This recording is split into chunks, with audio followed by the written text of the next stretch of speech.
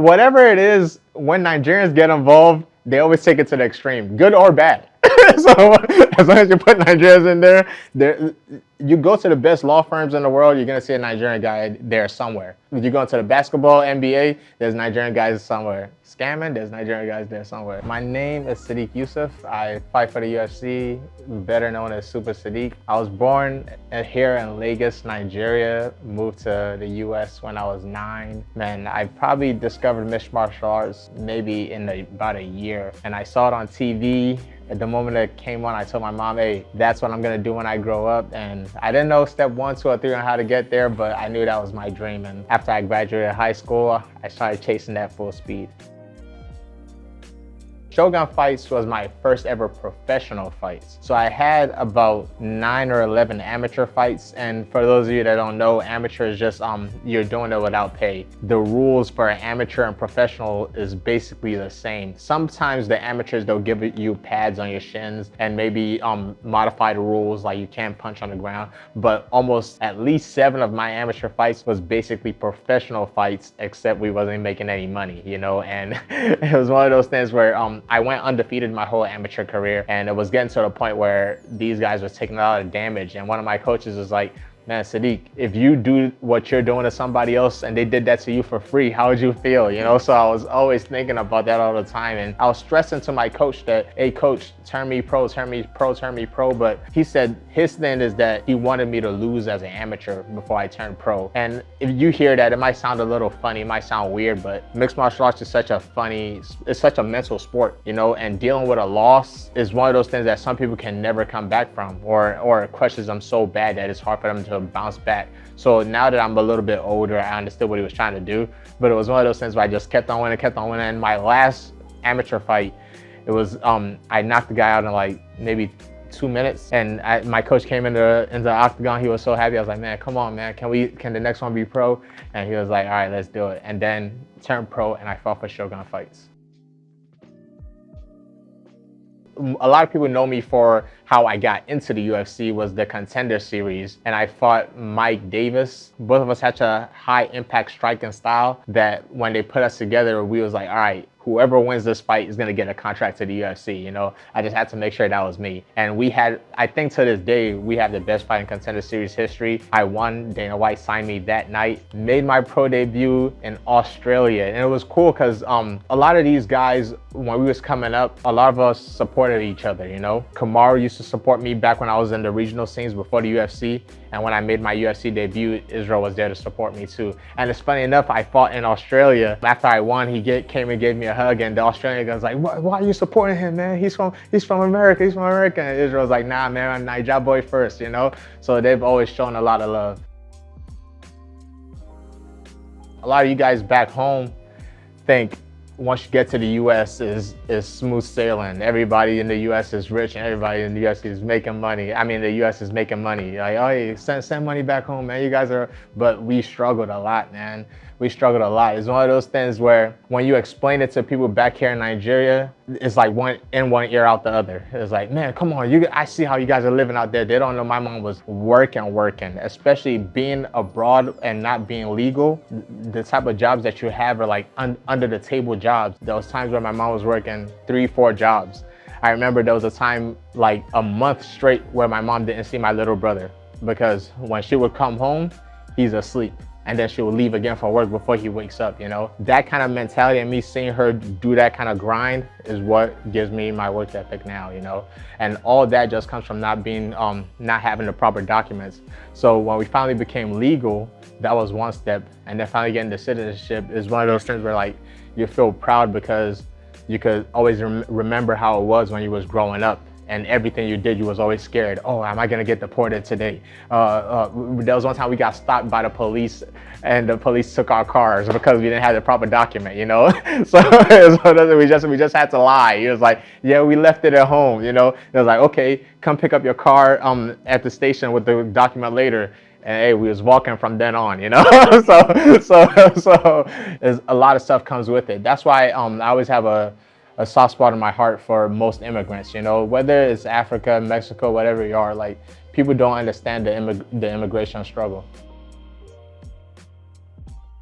To be honest, man, that was my first loss in the UFC, but it wasn't my first loss ever, you know? When you're winning, it's hard to take lessons away from W's, you know? You should try your best, but it's always hard because you're always like reaching and pulling. But on a loss, the lessons are right there in front of you. The way I trained and the way I fought my whole life is me doing drills over and over again, repeating the same thing, repetition, repetition, repetition, to the point where whenever I'm fighting, I'm like on autopilot. You know, I'm just in there, just my body's just reacting to what's going on. And in that Arnold fight, although like I outscored him on every punch stat, he dropped me twice, the first and the second round, you know, so he won the round. And me going into the third round, I'm still in my mind visualizing win the round, win the round, win the round. Where at that point, winning the round doesn't matter. You need a finish. It's 3 rounds. He's already up 2, you know? But I think that's what separates the champions from the regular guys. A lot of us are good, you know? Now I'm ranked number 12. But I think what's gonna get me to that next level championship is being able to think in there. So after that Arnold fight, I started talking to like a sports psychologist, you know, just to get more in the zone. I think that was the best lesson that I took away from that. Yeah, he's bigger, but it doesn't matter, you know. As that's like I said before, that's another one of those things too. I almost had Edson out of there, you know, but it's one of those things where he's durable and he's a veteran for a reason. I got compromised in that fight very bad. Like in the first round, I hurt both. Even now, the hand is still messed up and my shoulder. So it was one of those things where it was very hard to push through the pain. But I still was able to go all 25 minutes. But hey, he's a vet, man. He's a durable guy. Oh man, if for me to make 135, I would have to cut off my leg. No, that man, this is a journey, you know.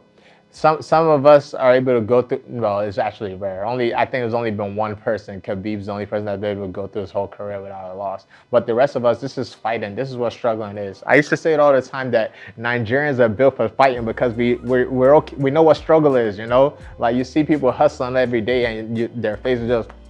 You can't tell there's nothing wrong with them. So that's how I always looked at fighting. So wins, losses, none of that matters. As long as you're growing and you're learning, because you never know when your time is coming. And every single time you take a step back, make sure that's something you learn from, because by the time you reach your point, it's smooth sailing, you know. The people that I looked up to, a lot of them didn't just win. They took their losses when you guys wasn't paying attention. So unfortunately, mine is on the bigger stage, but as long as you're taking something from that, you never know what's gonna happen. I'm one of the best fighters in the world. So with me, it's just a little tweak here, a little tweak there, and that's it. Yeah, like I said, those guys have always looked out for me, you know? From when I was like younger in the sport, they've always looked out for me. Usman was the first one there, and I remember when he first got signed to the Ultimate Fighter, I was maybe an amateur or just a few fights pro. And even in a group chat on Instagram, I forgot who made the group chat, but it was a bunch of Nigerian fighters in there. Even some just Western African fighters was in there, and everybody would chime in and give advice every once in a while. And when I finally met Usman in person, he was the same. He always gave me advice. I met Israel later, like I said, when I finally made my debut, that's when I met him. But he always looked out for me. Like you said, give me the shout out on YouTube. Whenever I need something and I message Israel, it's always yes right away, you know, or he helps me however he thinks that he can, you know.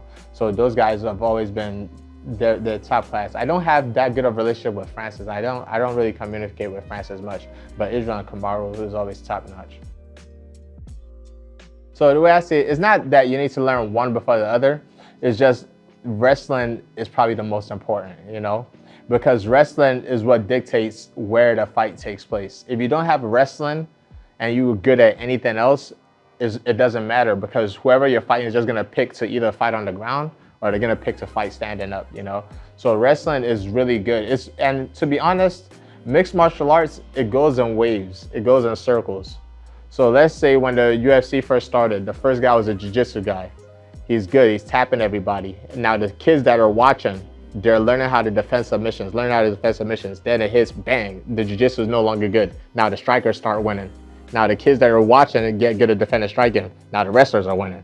So now it's back to that point now where it's no, like the wrestlers are only in charge of maybe two divisions. It's just Khabib and Islam Makhachev. Now the wrestlers, people start getting good at defender wrestling. Now the strikers are winning. Volkanovski, Israel, Alex Pereira. So it keeps on alternating. But the constant thing within all of that is no matter what happens, if your wrestling is not good, it doesn't matter because you don't get to pick where the fight takes place. So you have to at least have adequate wrestling defense. 1000%, man. I said, whatever it is, when Nigerians get involved, they always take it to the extreme, good or bad. So as long as you put Nigerians in there, you go to the best law firms in the world, you're gonna see a Nigerian guy there somewhere. You go into the basketball, NBA, there's Nigerian guys somewhere. Scamming, there's Nigerian guys there somewhere. You know, good or bad, Nigerians will always take an extra mile, you know. But like I said, that's something that comes with just drive. I think it's the way we're raised, you know. We're always raised to give in an extra effort. So with the UFC and then fighting, you know, like come on, man. It comes natural with people. When I was younger, this is a funny story. I used to get beat up a lot in Nigeria. Like my cousins and everybody would make fun of me and all that stuff. To the point where when I got to America, I was a very timid kid, you know. I was afraid to get into a fight.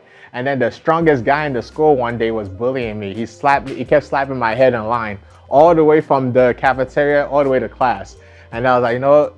That's this. So I just started fighting back. And I was like, this is the best they have in America, you know. It was completely different, you know, because it's still a softer life there, you know. It's a softer life there. It's not the same. I always keep saying that this sport is built for us. The only thing I think Nigeria is missing right now, especially for the locals, is just a good grappling base. But the people that are in the diaspora, it's just a matter of time. I think right now there's three of us, 4 Nigerians in the UFC, and there's one that's half Nigerian, half Jamaican. The top 5 songs on my playlist. Man, I'm not gonna lie. It alternates a lot. My walkout song is always Kanye West Power. I never change that. But to be honest, my playlist is constantly changing. It could be from rap to nerdy anime songs to white girls singing their heart out. But it definitely alternates all the time. There's never really anything consistent. I cannot live without ice cream, family, anime. No, let's see, what else is left? Man, I'm not gonna lie, I'll be with those 3. Well, I guess training, that's one, because I need to make money. and then money, there we go, 5. There, all 5 things I can't live without. I would definitely want to go to Abu Dhabi one time, because I was supposed to fight there. Funny enough, I was supposed to fight Edson Barbosa in Abu Dhabi like 3 years ago. So that's somewhere I always wish I had fought at. And the next place would probably be Hawaii. Everywhere else is kind of the same. Once you touch, like I fought in Jordan before, I fought in Australia before. To be honest, the rest of them is kind of the same. I just want to see Abu Dhabi because I see the way that they treat fighters, especially fighters with Muslim names. So that's why I want to go over there. Underwear, deodorant, a gun. What else? What do I do with a gun? Clothes. and then one more. Underwear, deodorant, gun. Nah, you can go without shoes. What else?